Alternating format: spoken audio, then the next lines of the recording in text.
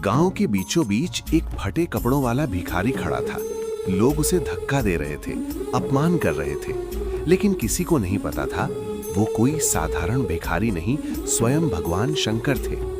और उस दिन पूरे गांव की किस्मत लिखी जाने वाली थी। भगवान शंकर कैलाश से पृथ्वी की ओर देख रहे थे। उन्होंने देखा एक गांव में लोग पूजा तो बहुत करते हैं, पर दिल से कोई दयालु नहीं है। शंकर भगवान मुस्कुराए और बोले, चलो आज परीक्षा लेते हैं, देखते हैं कौन सच्चा भक्त है। और अगले ही पल वो एक बूढ़े कमजोर भिखारी का रूप धारण कर उस गांव में पहुंच गए। भिखारी बने शंकर दरवाजे दरवाजे गए। पहला घर एक अमीर सेठ का।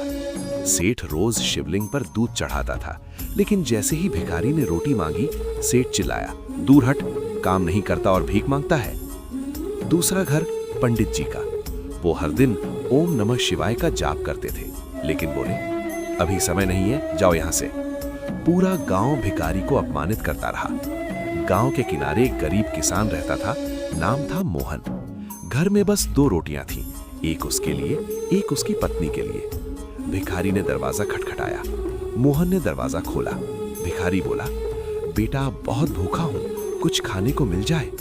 मोहन अंदर गया। पत्नी से बोला, आज हम एक रोटी आधी आधी खा लेंगे, पहले इन्हें खिला देते हैं। पत्नी ने बिना सवाल किए पूरी रोटी भिखारी को दे दी। जैसे ही भिखारी ने रोटी खाई, अचानक तेज प्रकाश फैल गया। वही बूढ़ा भिखारी अब जटाधारी, त्रिशूलधारी, नीलकंठ रूप में खड़े थे, स्वयं भगवान शंकर। मोहन और उसकी पत्नी दंग रह गए, आंखों से आंसू बहने लगे। भगवान शंकर बोले, तुमने मुझे भूखा समझकर नहीं, इंसान समझकर खाना दिया, यही सच्ची भक्ति है।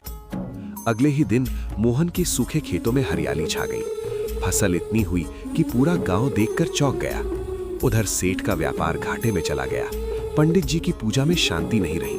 पूरा गांव समझ गया, भगवान मूर्ति में नहीं, इंसान के रूप में परीक्षा लेते हैं। भगवान को दिखावे की पूजा नहीं, सच्चे दिल की करुणा चाहिए। जो दूसरों की मदद करता है, वही असली भक्त है। भगवान कभी भी किसी भी रूप में आ सकते हैं।